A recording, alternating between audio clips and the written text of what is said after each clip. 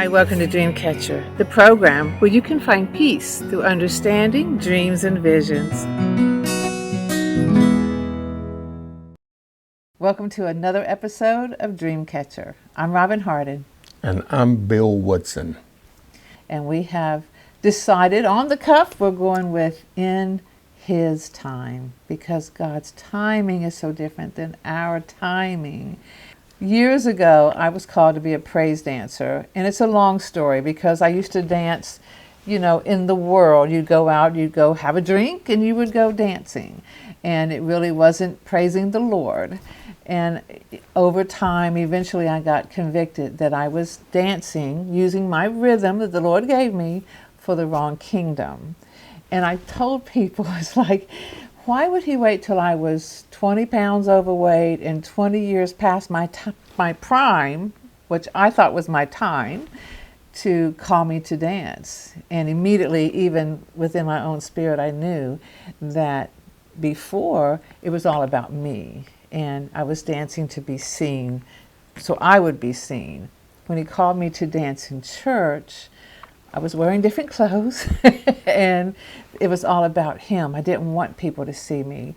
And to the point that I was so afraid the very first time that I was going to dance in church, we were holding hands, the leadership, the people who were going to pray that day over who I was going to lead. And I was shaking so bad. The pastor, the associate pastor was on either side of me, and I'm shaking them because I was afraid people were going to look at me. And then I realized God's timing, even though my desire was, as a younger person, I'm going to go do this because I look good and I want people to look at me. And then when your heart is right, he takes you completely out of it. And I didn't want anyone looking at me. I wanted them all looking at him. And so God's timing, whether it's to be called to a ministry or to have children perhaps, maybe to get married, maybe a gift that you have, his timing is different than ours. Robin, God never told me to dance. That was not what God told me. However, timing is important to God. However, we think God operates in our time. He takes our time and puts it in His will and transforms it from now to then to present to the future. I hope He never asks me to dance because it's just not going to happen. And if He does, He's going to give me the rhythm. Okay? Now, I was a drummer for many, many years, and I thought I was going to play drums forever. But here lately, God shifted, just like Robin has said, in time, God shifted. Yes, you still dance, but I want you dancing for me now. Mm-hmm. And when you dance for me, it's not about you, it's about me.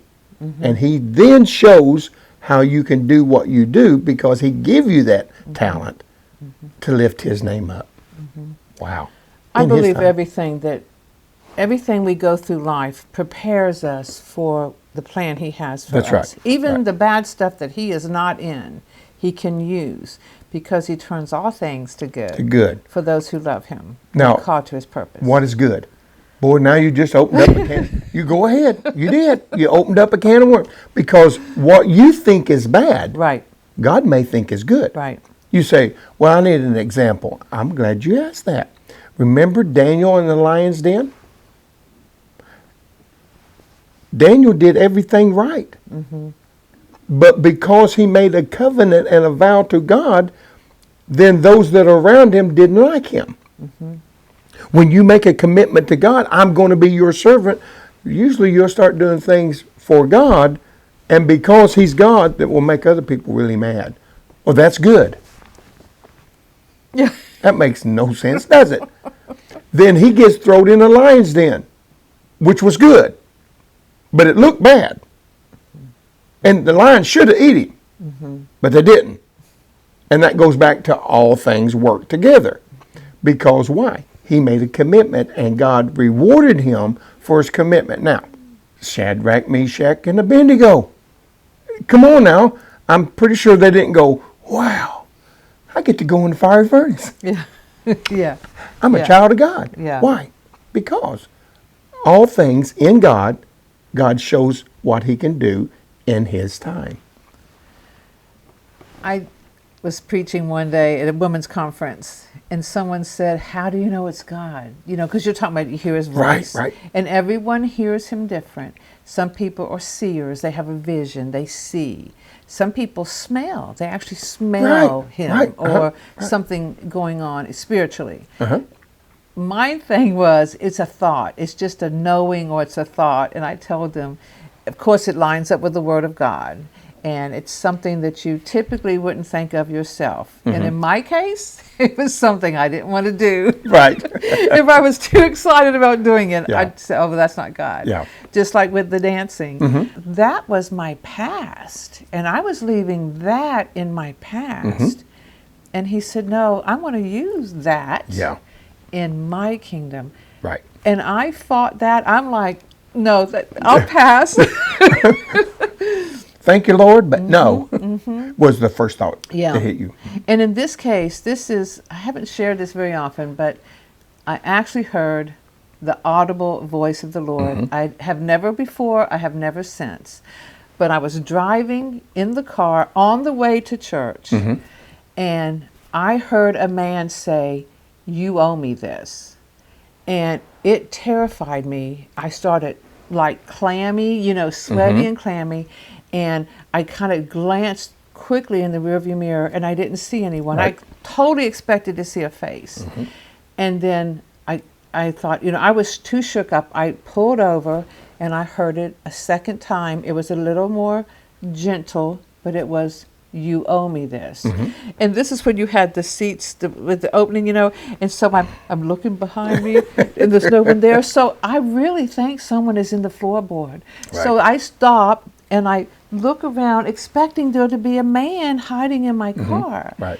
And then I realize I'm really Right. hearing the Right. voice of the Lord. Yeah. And so then you're like praying. And from then on, the conversation was in my spirit.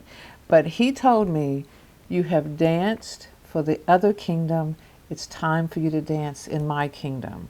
Right. And I didn't want to do it. I go in, I get there early to church because I was one of the leadership there, and I talked to my pastor and I tell him what's going on, and then I confessed to him that I had been dreaming that we had praise dancers in our church. This was like the 90s when that was really prevalent.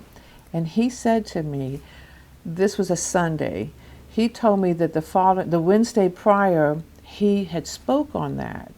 But I was a teacher and I was teaching the children in the other room, so I didn't hear the message.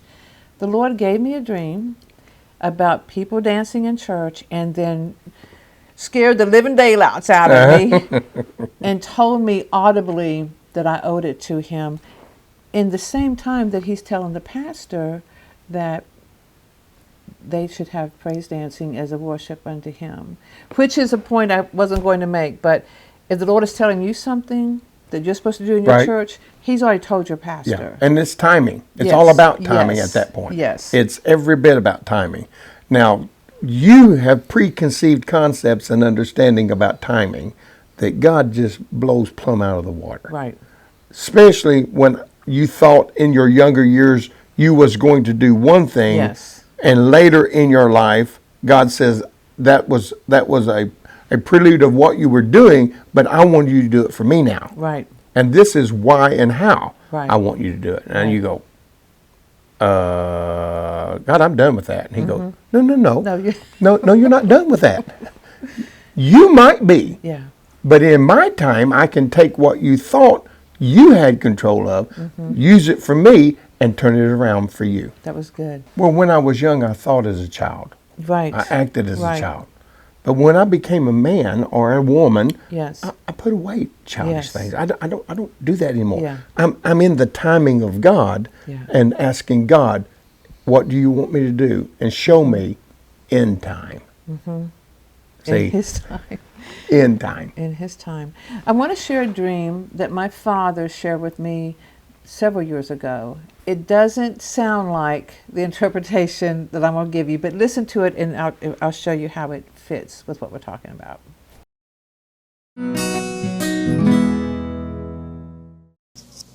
I was downtown on Broadway in a club, and it was about where the old Demon's Den used to be, which is a couple doors down from Ernest Tubbs' record shop. And I went in to ask the lady who owned the place at the time, was some lady, about getting a gig there. And the next thing I know, she's called the bouncer or somebody to throw me out. Some young dude and shows up and he's standing there rubbing his hands like, boy, I just can't wait to throw this old dude through the glass here or something. And I said, hey, what's going on, for goodness sake? Sure you want to throw me out? Why didn't you just ask me to leave? If I didn't know it being offensive, I just come to ask you about doing a gig. And the next thing I know is I look out the front door, then there's across the street, there's a deputy sheriff. And he comes walking out of a club over there, I guess, and he's starting to cross the creek, the street, I mean, and I think somebody had told him to come put me out or something, like I wouldn't leave or something. And I'm saying, what in the world is going on here, folks? I just come to see about getting a gig. If I knew I was ticking somebody off, I'd have shut up and left or whatever. All you had to do was say so. And then anyhow, before, I might have made it out to the parking lot or something, but then I woke up before anything, and nothing physical happened to me. But then I woke up. But those kind of dreams are disturbing. I don't like those kind of dreams.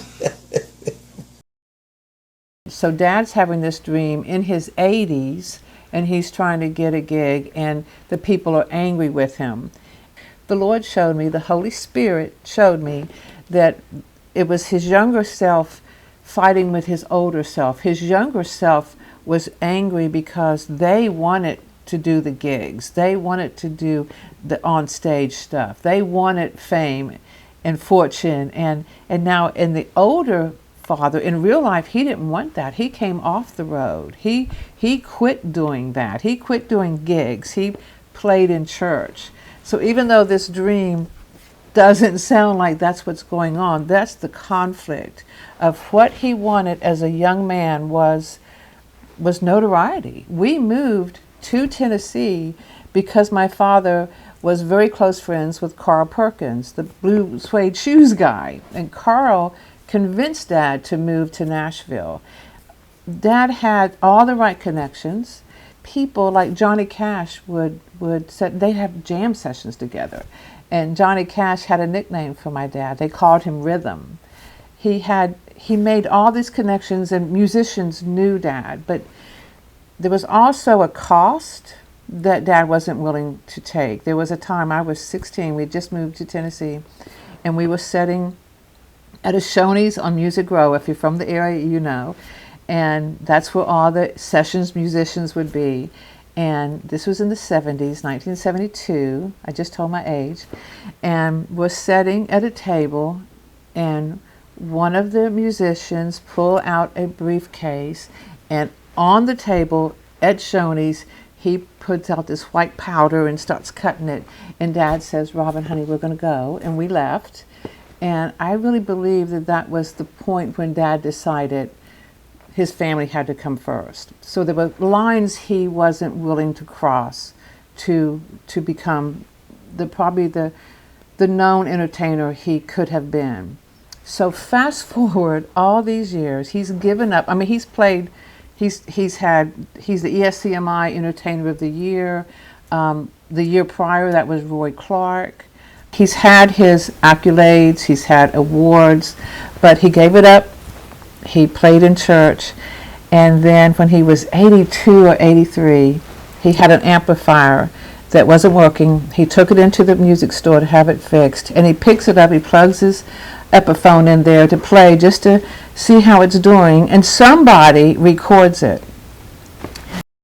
That video of my dad in his little plaid shirt and his blue jeans at the time of this taping has 10 million views. 10 million views. Because of that, his career picked up again. Mm-hmm. He was going to Texas. He was on the Bobby Bones show. He was Channel 4 News I think the last time I looked, it had 5 million views. Guitar Magazine did an interview with him, and people all over the world are Facebooking and talking to us. He would get a phone call from, like, Leonard Skinner, the main guy from Leonard Skinner called and told him what a fan he was. And it was at a time when Dad wasn't, buff. And he was, even as a child, I understood that he was a beautiful creation. He was physically beautiful. My girlfriends all had crushes on him. This fame didn't happen when he looked like that, when his desire was for that. This fame came when he had already broken his neck in a 4-wheel accident when he was 78. So his little chin, stuck out a little bit.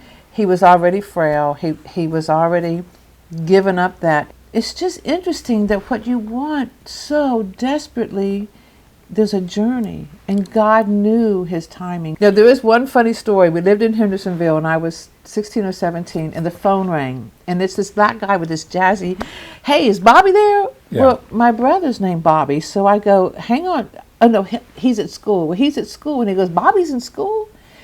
And I said, "Well, yeah." And he says, "This is Bobby, the guitar player." So I realize he means Dad. Right. Mm-hmm. So I go and I say, "Dad, some guy's on the phone that says he wants to talk to Bobby." Turns out, I said, "Who's speaking?" And he said, "This is James Brown."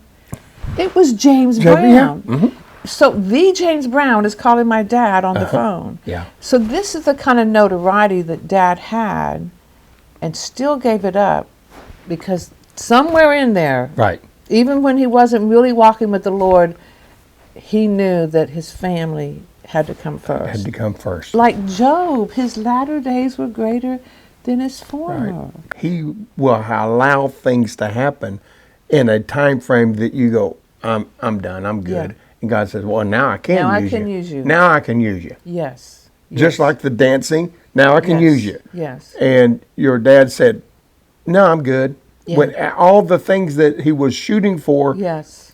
in his time, Yes. or the time he thought was his time, the notoriety came after Right. his time, and he goes, I've been there. Yeah. I've done it. Yeah. Yeah, I'm good. And that's kind of what happened to me. I'm 68 now, going to be 69. And in my younger years, I thought we were going, and we've traveled all over the world and done all kinds of mission works and been on TV and da-da-da-da. And I thought, well, we never did try to chase accolades, if you will. We just did it. I mean, there was times my light got shut off because I put the money for the light bill Yes. in the gas tank. Yes. Been there. You ever done anything like that? Well, we did. And then did my rent money the same way. And lost the house, and they shut the lights off, and we went, oh, we're still going to go. That's right. And we would get in a bus or a van at the time and travel up and down the highways, singing to whoever will, whenever will. Well, as time progressed, notice how we said time? We're serving a timeless God. Our time was over. As Robin, you said your time was Yeah. over. Yeah. I'm done. And God said, I'm not even close. Your dad said his time was over, and he had more accolades and more people calling him in the latter years than he even thought he did in the former years. Well, as our journey had been, we've been to Texas, and we've been to Alaska, and we've been to Florida, and we've been to Kentucky. We won't go there too much. In Kentucky, in the hills of Kentucky, there's some churches you don't want to be in. Here in the latter years, we've been traveling for over 40 years.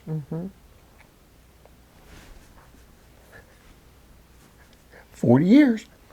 And so all of a sudden, we get a chance to be on the stage of the Grand Ole Opry. And you go, how did that happen? Now, I had always dreamed. I dreamed I was going to be on the Grand Ole Opry. And I was going to sing like Roy Acuff and, George Jones. Now, I do have the white look, but that's about the sum total of it. And then I never thought in 100 years. But we started traveling and associating with groups, and all of a sudden they did a program. And they said, would you like to be a part of it? I said, uh-huh. And the next thing I know, I'm in the choir on a program that is aired on the Grand Ole Opry. And Robin, I was backstage. And I've always heard stories about the backstage at the Grand Ole Opry, and I'm thinking, boy, if I ever get there, they're going to know I'm there. Well, they did. Because I went to every dressing room in there. I didn't know you wasn't supposed to do that, but I figured I had one shot at this, and I was going. And so went backstage and went in. I started going in the dressing room saying, guys, I heard you practice and do a great job, sounding good. Like I even knew what they were doing. If it sounded bad, I wouldn't have known it. But you catch my drift. Right. In God's timing. We had to go to practices. We didn't just walk through the back door and go, here we go, here we are, Right. What can we do? We had to endure some practices that you go, oh, good Lord, okay? And then you had to stay late. You had to get there early. Yeah. And this is getting ready to go. And I'm going, it sure took a long time to get here. Didn't know you had to go through all this. Yeah. Once we went through it, well, then we got there, the excitement was overwhelming. Yeah. I got to meet some of the people. And I had so much fun. You know me. I'm a fun kind of guy. So I looked at one of the guys there and played the guitar and I introduced myself. And I said, I happen to be on the Grand Ole Opry. He said, yes. I said, you're lucky I don't charge you to talk to me. I did that to him. He died laughing. I said, you want pictures? $2.50. Because I was having fun. Now, I made fun of it, but it was awesome. What an experience. Yeah. That will never be took from me. Right. And I said, God, thank you. I was sitting on the stage, couldn't even sing. Yeah. I was sitting saying, God, thank you. Yeah. Oh, God, thank you. It wasn't what I thought, but I didn't care. Yeah. I put it in his hands, and the next thing I know, it's over with, and I'm on the stage hugging people, telling them I love them, and thank them for letting me be there, and I take pictures inside the circle. I call it the circle of life, because your life changes when you're standing in the circle. That's true. Well, that's what happens too when you stand in the circle of God. Yes. He doesn't know time. He'll take the time and speed it up, and what you thought would take a lifetime, 68 years later. And I still have a lot of life, and I will never forget that night. Because it changed my life, but it never changed who I was. I didn't let my circumstances change me. Right. I enjoyed the circumstances I was in. Even though I didn't get to sing in the round circle, I stood in it and I looked good. The circle, for those, we assume because we live in Nashville, the circle is a flooring cut out of the original Ryman and put into where the Opry House is, the Grand Ole Opry House is now. And it's a different color. The wood is old. Yep, that's right. It's a circle. And it's an honor for... Just to be there. Yes. But also to show you in time. I've been to the Grand Ole Opry many times as an observer. Right. I paid my ticket, went there and went, Yeah. You know what I learned by being on the stage? I was so enthroned and just looking. I was watching the workers behind the scenes that you sit and go. And I was busy. We were supposed to be singing. I was going, Yeah. what's he doing? What they doing? Yeah. What are they doing? And the people that causes that to operate Right. so smoothly Right. is around 12 or 13 people that's on that stage that if you're not careful, you'll miss them. Yeah. Yeah. And they're putting chords, and all of a sudden you'll hear them talk to one another, chord short, and then and the chord's fixed. And you go, how'd they do that? Yeah. And I told my wife after it was over, I said, I want to be part of the team. Yeah. I don't care if I never get back on there again. Yeah. Man, just being part of the team, to watch it run smooth, Uh-huh. and it takes 13 people, Yeah. hallelujah. Yeah. It's behind the scenes sometimes just as important as being in the forefront of the scene. Well, because the people that are sitting in the circle, even the people that you know their name who have hits, 2 or 3 hits later, you're like, whatever happened to so-and-so? Right, right. But you know what? I had so much fun. And when you serve God, you then become one of those that when you do it from the heart and not from the head, you'd be one of those that say, when did I feed you? Right. When did I clothe you? And he said, as much as you done it to the least of these, you done it unto me. And you go, all right, God, that's what I'm here for. Yeah. That's what your dad, after it was all said and done, Right. he goes, no, wait a minute, now you're messing with my family. No, that's why I'm here. No, I'm good. Yeah. That's where I was doing this. No, wait a minute, God, I want to do it for you now. Yeah. It's about you, God. Yeah. And then me being at the Grand Ole Opry house going, oh, Yeah. and then it dawned on me, I'm doing this for you, God. Yeah. It's all about you. Yeah. It's all about you. And there's a stage up there that you're going to be singing on. Oh, and Grand Ole I'm Opry gonna be- Circle can't. That's right. I'll be in the choir going, swing low. I'm just having fun. Yeah. Yeah. And that's what it's all about. It's what I tell people if I get to heaven and the door closes and it clips me on my behind, as long as I'm in, Yes. I don't care. Yes. Yeah. Just as long as the door shuts behind me, not in front of me. That's the bottom line. The That's bottom what line. It's about. That's Well, what it's I'm about. going to have a mansion by the rivers of the stream. I want a tent Yeah. by the river. Okay? I won't even care. I'm not Yeah. going to stay in it because I ain't going to be sleeping. Yeah. I'm going to be fishing. Whatever it is you're asking the Lord for, if you feel like it's never going to happen, it's in His time. In His time. He knows. Yeah. He knows best. And if He knows best, why not trust Him? What's one bit of advice you would give to some of the younger dads here?